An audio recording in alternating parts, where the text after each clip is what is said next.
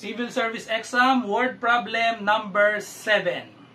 Okay, what acute angle do the hands of the clock form at 7:52? So, choices, 72, 74, 76, or 78 degrees. So, kapag ganitong clock problem, so clock problem ang tawag dito, kapag hinahanap natin ng angle, acute angle ang hinahanap natin, at 7:52, meron tayong direct na formula para dito. So, anong formula na ginagamit natin dito? Huwag nyo nang i-drawing. So, direct na lang yung formula. Kailangan kabisaduhin natin theta. So, yun yung angle. Theta is equal to 60h minus 11m over 2.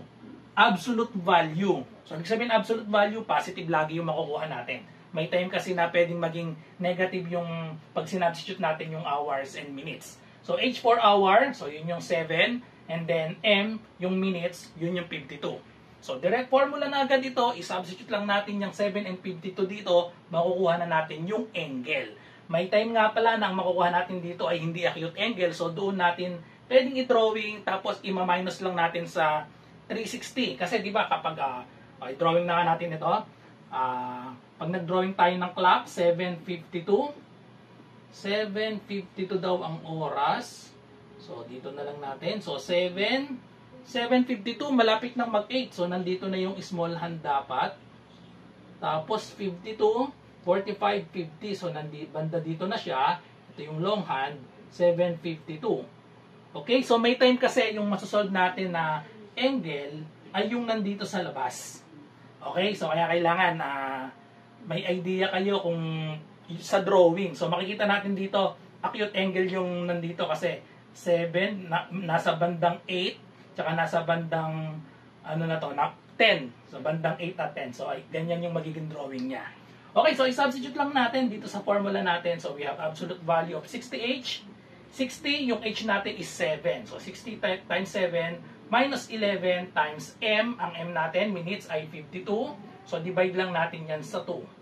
Absolute value niyan. Okay, so manual tayo. 6 times 7 lang yan. That is 6 times 7, 42. So, lagay lang natin na 0. So, we have 420 minus 11 times 52. So, 52 times 11. So, dalawang 52 lang yan. So, therefore, we have 572. So, kaya, kagaya nga sabi ko, naging negative yung kakalabasan. Kaya may absolute value tayo. Divided by 2. Okay, so, absolute value of 420 minus 572. So, yung 420 ang isubtract natin. Negative ang kakalabasan. So, 2 minus 0, we have 2. 7 minus 2. 7 minus 2, we have 5. And then, 5 minus 4, we have 1. Negative 152 divided by 2.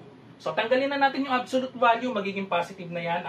152 over 2. So, divide lang natin. 152 divided by 2, the answer is 15 divided by 2 is 7 times 2, we have 14. Subtract, we have 1. Bring down to 12 divided by 2, eksakto na 76. So, therefore, the correct answer is letter C, 76 degrees. So, basta nakakita kayo ng ganyang clock problem, ang kailangan nyo lang gawin ay gamitin ito directly, itong formula na ito.